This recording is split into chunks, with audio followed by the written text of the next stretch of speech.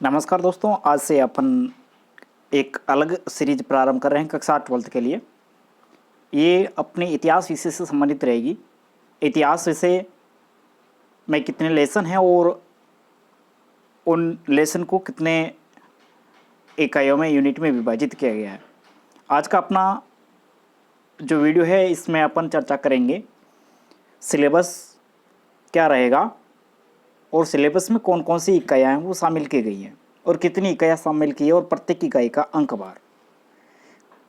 तो 12th class में भारत का इतिहास, इनसे संबंधित अपनी बुक्स हैं और इनमें कितनी इकाइयाँ हैं और कौन सी इकाई में क्या क्या दे रखा है भारत के इतिहास से संबंधित, और उसके बाद में कितनी इकाइयाँ हैं वो शामिल की गई और कितनी, और उन्हीं के लिए कितनी अपने को तैयारी करनी है, उसके बारे में इस वीडियो में अपन चर्चा करेंगे।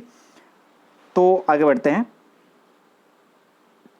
पहला लेसन है अपना भारत का वैभवपूर्ण अतीत। भारत का वैभवपूर्ण अतीत, इसका अंक भार बता देते हैं दोस्तों। इनसे संबंधित 10 अंक के प्रश्न है वो आपको परीक्षा में पूछे जाएंगे। कितने अंक के? 10। अब पहले पार्ट में भारत का वैभवपूर्ण अतीत, इससे संबंधित क्या क्या सामग्री है वो आपके इस पार्ट में दे रखी है। तो देखिए, इसमें ऐतिहासिक स्रोत दे रखे हैं। ऐतिहासिक स्रोत में साहित्यिक, पुरातात्विक और पुरालेखीय। ऐतिहासिक स्रोत में ये तीनों दे रखे हैं। साहित्यिक स्रोत जो लिखित रूप में है, और उसके बाद में पुरातात्विक, और उसके बाद में पुरालेखिक। अब साहित्यिक स्रोत में देखिए, विभिन्न भाषा के जो ग्रंथ है वो शामिल है, और विदेशी यात्री जो भारत में आए उन विदेशी यात्रियों के द्वारा लिखे गए ग्रंथ और रचनाएं वो शामिल है। ठीक है। और पुरातात्विक में जो पुरातत्व मृदभांड वगैरह अपने को मिले हैं उनसे संबंधित जानकारी अपन लेंगे इसमें, और उसके बाद में पुरालेखीय जो कि शिलालेख वगैरह है उनसे संबंधित जानकारी इस पुरालेख में अपन प्राप्त करेंगे। तो पहले लेसन में आपको बता दिया, 2 इस लेसन के भाग हैं। पहला हो गया ऐतिहासिक स्रोत। ऐतिहासिक स्रोत के बाद में दूसरा है उपलब्धियां। अब भारत का जो वैभवपूर्ण अतीत है उसमें कौन से समय में तत्कालीन भारत में क्या क्या उपलब्धियां रही हैं उसके बारे में जानकारी दे रखी है, जिसमें देखिए सामाजिक क्षेत्र से संबंधित, आर्थिक, राजनीतिक स्थिति और कला, साहित्य एवं विज्ञान से संबंधित जानकारी है वो दे रखी है। तो ये था अपना पहला पार्ट। इसमें टोटल अपने 10 अंक के प्रश्न है वो पूछे जाएंगे। 10 अंक में से पाठ का जो विभाजन है वो 2 भागों में किया गया है। पहला है ऐतिहासिक स्रोत। ऐतिहासिक स्रोत में साहित्यिक, पुरातात्विक और पुरालेखीय, और उसके बाद में दूसरा है उपलब्धियां। तो इस वीडियो के बाद में अपन ये पहला पार्ट लेंगे, और पहले पार्ट में अपन अच्छे तरीके से समझेंगे कि ये साहित्यिक स्रोत कौन कौन से हैं और किस प्रकार से ये अपने इतिहास लेखन में सहयोग करते हैं, पुरातात्विक स्रोत भी किस प्रकार से सहयोग करते हैं, और पुरालेखीय स्रोत भी है वो किस प्रकार से सहयोग करते हैं, और उसके बाद में उपलब्धियां हैं वो क्या क्या रही है उसके बारे में अपन चर्चा करेंगे। ठीक है। अब आगे बढ़ते हैं।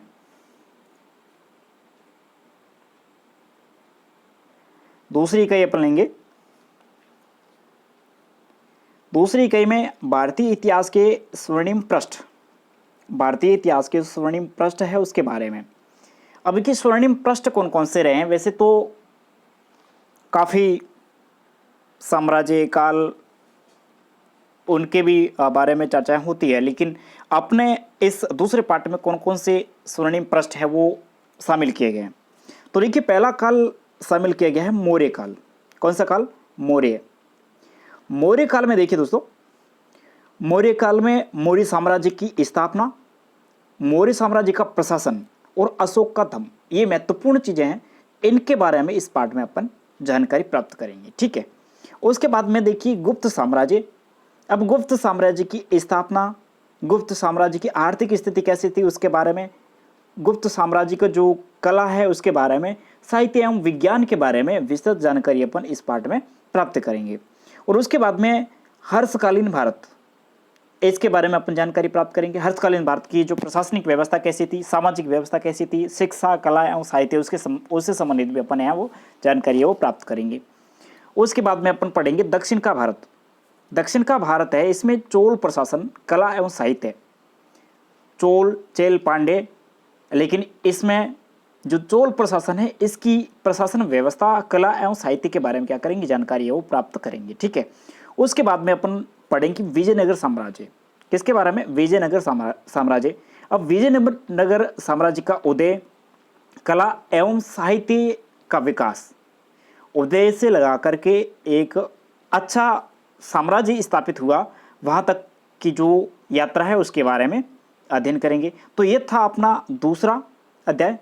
अब इसका अंक विभाजन कितना है, तो इनमें से 15 अंक के प्रश्न है वो पूछे जाते हैं। 15 का पूर्णांक है, माफी चाहूँगा, 15 के प्रश्न है वो इनमें से पूछे जाएंगे। आगे बढ़ते हैं। तीसरा, इस लेसन में देखिए, तीसरे लेसन में देखिए बाह्य आक्रमण एवं आत्मसातीकरण।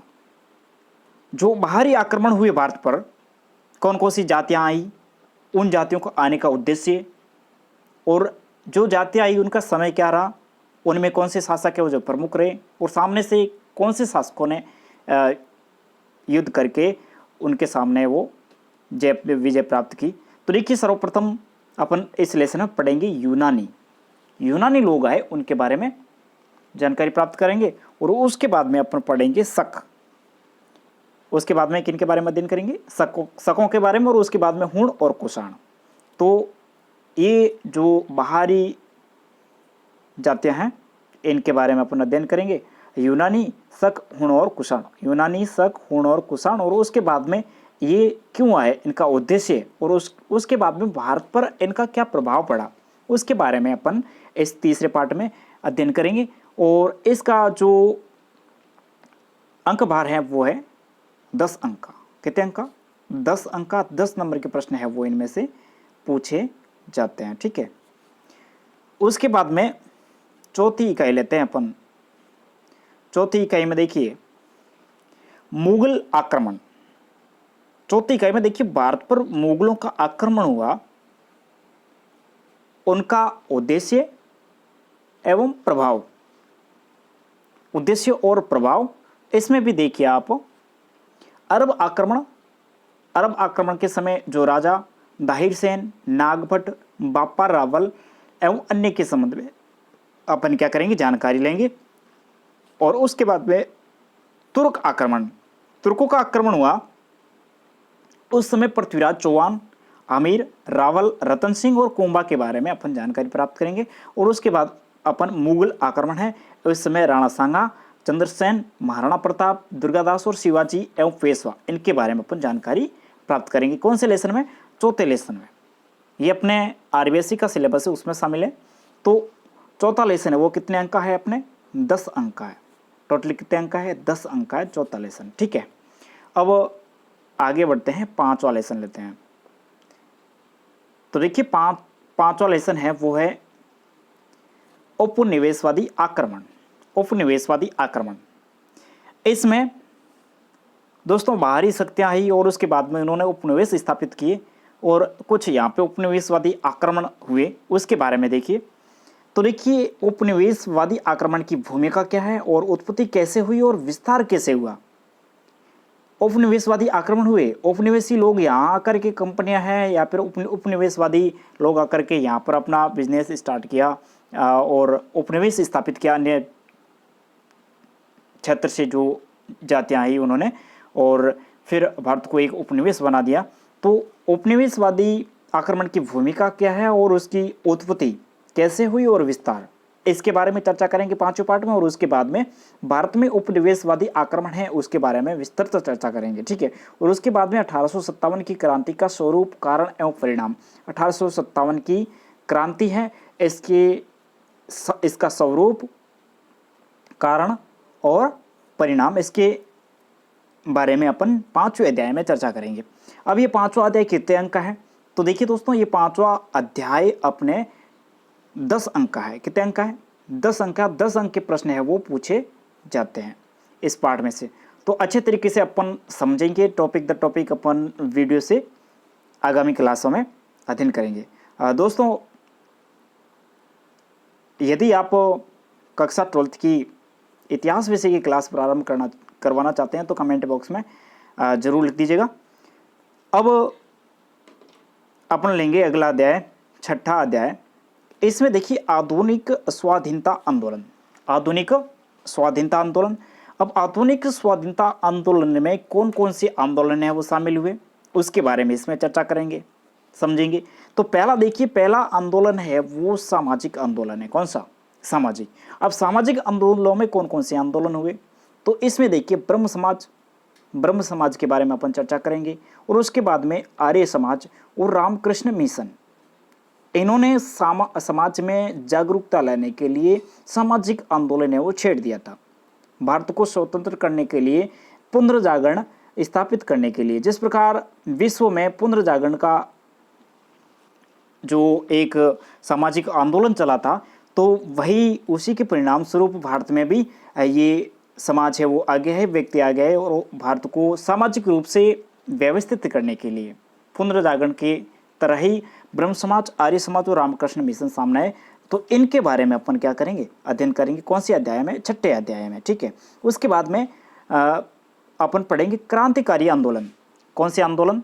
क्रांतिकारी आंदोलन। अब क्रांतिकारी आंदोलन में देखिए जनजातीय प्रतिरोध, जनजातीय प्रतिरोध, जनजातियों का जो विरोध था वो, और उसके बाद में अभिनव भारत और Hindustan socialist Republican, Hindustan socialist Republican association, इनका आंदोलन, और उसके बाद में गदर पार्टी, गदर पार्टी का आंदोलन, आज़ाद हिंद फौज, आज़ाद हिंद फौज का जो आक्रमण है उसके बारे में इस अध्याय में अपन क्या करेंगे, अध्ययन करेंगे।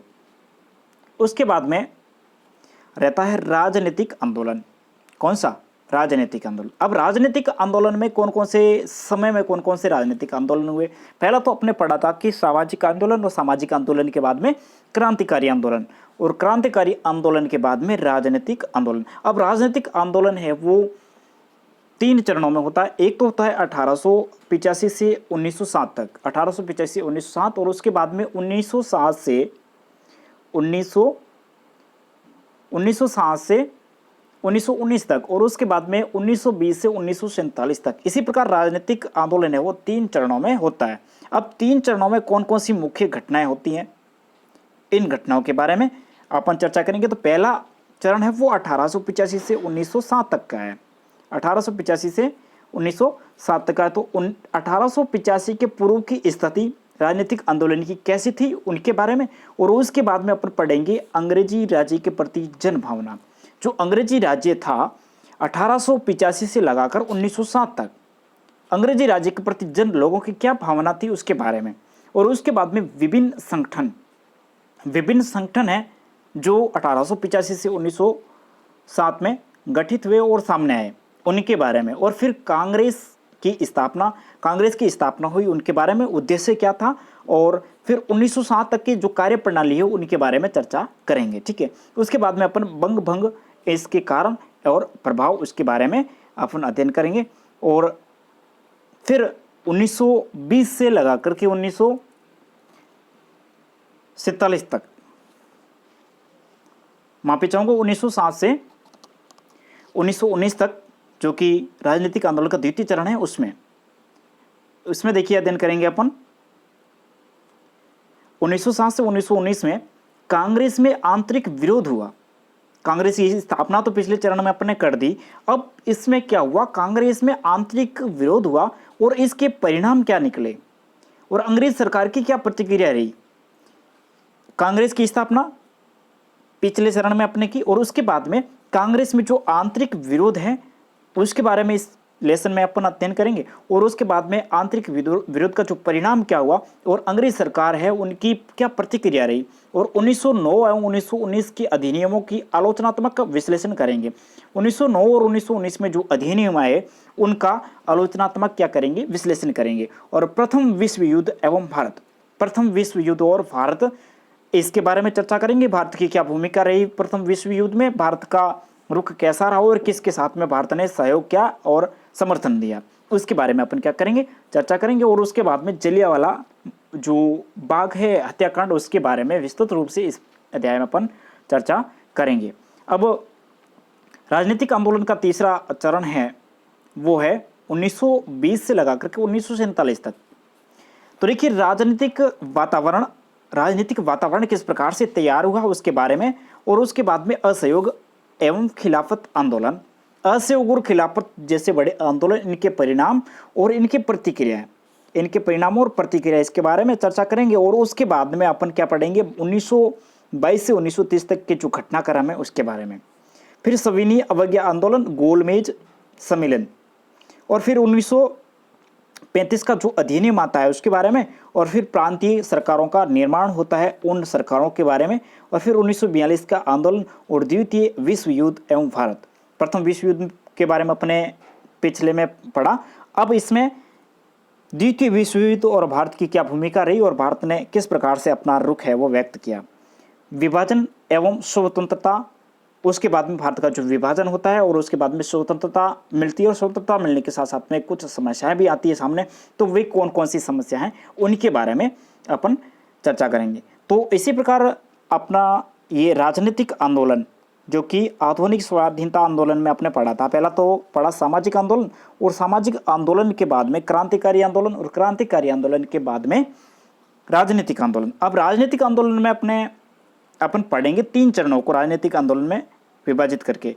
तो पहला चरण था अपना 1885 से लगा करके 1907 तक, 1885 से 1907। उसके बाद में दूसरा चरण है जो कि 1907 से 1919 तक, 1907 से 1919 तक, और उसके बाद में तीसरा चरण है वो 1920 से 1946 तक।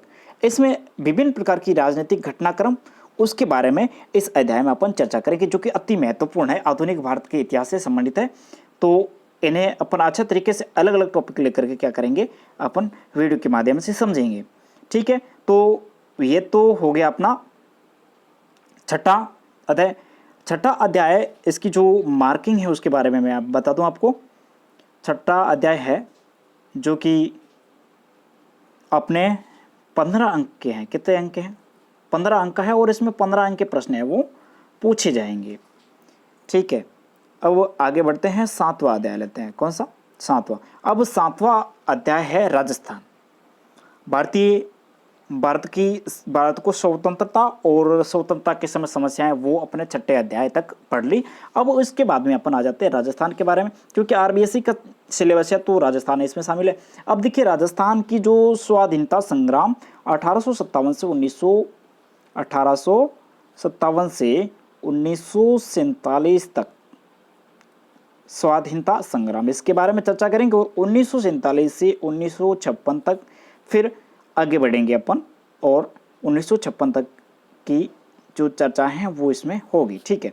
अब देखिए इसमें जो राजस्थान का एकीकरण है वो भी शामिल है, और एकीकरण तक की संपूर्ण प्रक्रिया उसके बारे में इस वीडियो में अपन अध्ययन करेंगे इस पार्ट में, 7वें पार्ट में। अब 7वां पार्ट अपने कितने अंक का है तो दोस्तों बता दूं, 7वां पार्ट अपने 10 अंक का है। कितने अंक का है?